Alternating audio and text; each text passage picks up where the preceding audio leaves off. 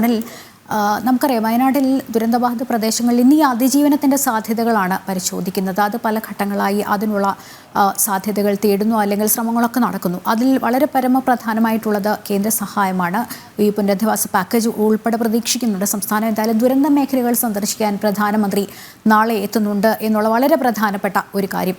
സുരക്ഷാ ഉദ്യോഗസ്ഥരെയൊക്കെ വിന്യസിപ്പിച്ചു തുടങ്ങിയെന്നാണ് അറിയാൻ സാധിക്കുന്നത്. കൂടുതൽ വിവരങ്ങൾ എന്തൊക്കെയാണ് സോണൽ? ഇപ്പോൾ തന്നെ സുരക്ഷാ ഉദ്യോഗസ്ഥരെ എല്ലാം തന്നെ വിന്യസിപ്പിച്ച് തുടങ്ങിയിട്ടുണ്ട്. നമുക്ക് ദൃശ്യങ്ങളിൽ കാണാം IRBയുടെ ഫോഴ്സ് ഉണ്ട്, അതുപോലെ തന്നെ കേരള പോലീസിന്റെ ഫോഴ്സ് ഉണ്ട്. ഇവരെല്ലാവരും കൃത്യമായി ഇവിടെ എത്തി ഫോൾ ഇൻ ചെയ്തിട്ടുണ്ട്. ഓരോ ഘട്ടമാക്കി ഓരോ കേന്ദ്രങ്ങളിലേക്ക് ഇവരെ കൊണ്ടുപോയി സുരക്ഷാ സംവിധാനങ്ങൾ ഒരുക്കാനുള്ള പദ്ധതിയാണ് ഇപ്പോൾ ഈ കേരള പോലീസ് ഉൾപ്പെടെ പ്ലാൻ ചെയ്തിട്ടുള്ളത്. അതുപോലെ തന്നെ SPGയുടെ ഉന്നത ഉദ്യോഗസ്ഥർ അല്പസമയം മുമ്പ് സ്ഥലത്തെത്തിയിരുന്നു.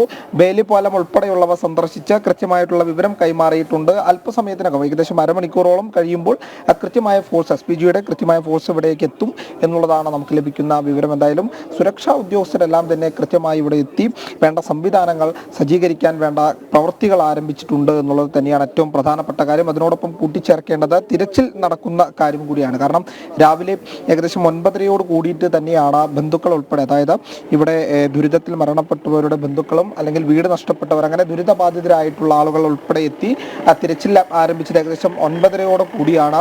6 മണിയോട് കൂടി ആരംഭിക്കുമെന്ന് പറഞ്ഞെങ്കിലും പക്ഷേ എത്തിയത് അവരെല്ലാം തന്നെ എത്തിയത് 9:30 കൂടിയാണ്. 9:30ക്കാണ് ഈ തിരച്ചിലെല്ലാം തന്നെ ആരംഭിച്ചത്. ഏകദേശം 11 മണി വരെയാണ് ഇവർക്ക് സമയം നൽകിയിട്ടുള്ളത്. 12 മണി വരെ നീളാനും സാധ്യതയുണ്ട്. അപ്പോഴേക്കും SPGയുടെ കൃത്യമായ ഫോഴ്സ് ഇവിടെ എത്തും.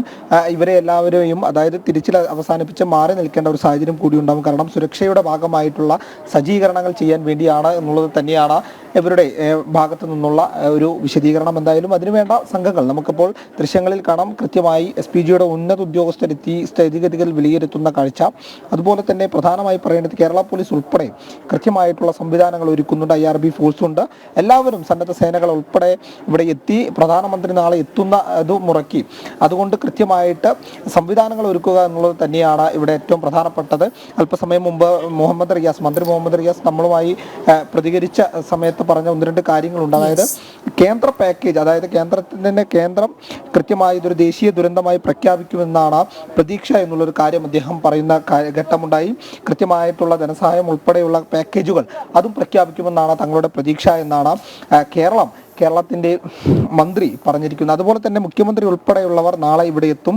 പ്രധാനമന്ത്രി എത്തുമ്പോൾ കൂടെ ഉണ്ടാകുമെന്നാണ് മന്ത്രി മുഹമ്മദ് റിയാസ് ഉൾപ്പെടെയുള്ളവർ പറഞ്ഞിട്ടുള്ളത്. എന്തായാലും മറ്റു മന്ത്രിമാർ വയനാട്ടിൽ തന്നെ ക്യാമ്പ് ചെയ്ത് പ്രവർത്തനങ്ങൾ വിലയിരുത്തുന്നുണ്ട്. എല്ലാ ദിവസവും വൈകിട്ട് മാധ്യമങ്ങളെ കണ്ട് അന്നത്തെ അപ്ഡേറ്റുകൾ പങ്കുവയ്ക്കുന്നുണ്ട്. അതോടൊപ്പം തന്നെ പ്രധാനമായി പറയേണ്ടത് ഈ സുരക്ഷയെ സംബന്ധിച്ചുള്ള കാര്യമാണ്. കാരണം അതിനു വേണ്ടി തന്നെയാണ് പ്രത്യേക ഫോഴ്സുകളെ വിന്യസിപ്പിച്ച് കൃത്യമായ ഒരു സംവിധാനത്തിലൂടെ കാര്യങ്ങൾ മുന്നോട്ട് കടത്തിവിടുന്നത്. ലക്ഷ്മി.